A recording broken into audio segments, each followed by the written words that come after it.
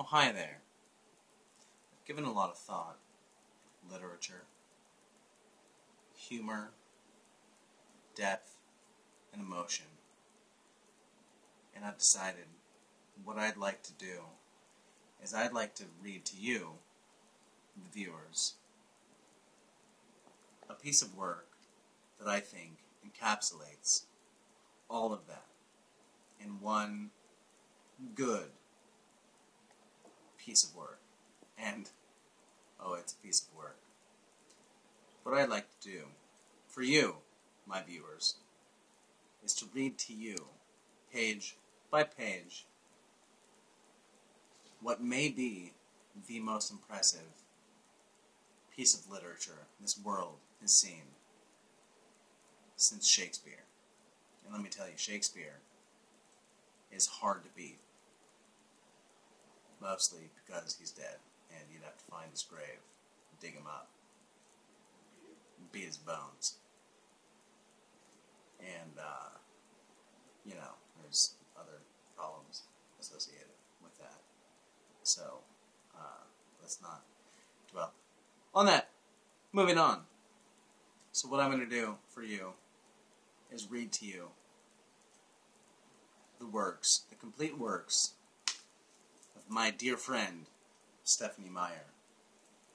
The Twilight Saga, page 1 to page infinity. Because that's how long it feels when you're reading her works. Infinity.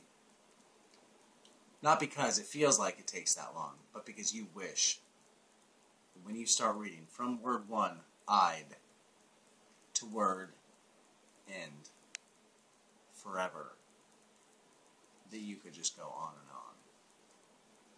So, here I go, on and on, with the works of my dear friend, Stephenie Meyer of Twilight.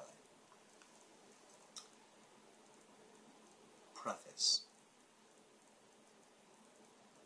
I'd never given much thought to how I would die, though I've had reason enough in the last few months. But even if I had, I would not have imagined it like this.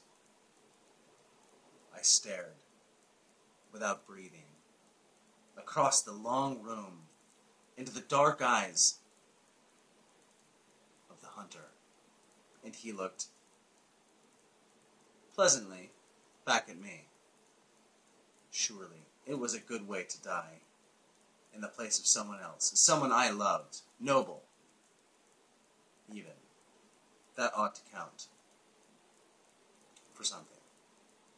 I knew that if I had never, gone to Forks, I wouldn't be facing death now, but terrified as I was, I couldn't bring myself to regret this decision. When life offers you a dream so far beyond any of your expectations, it's not reasonable to grieve when it comes to an end. The hunter smiled in a friendly way as he sauntered forward to kill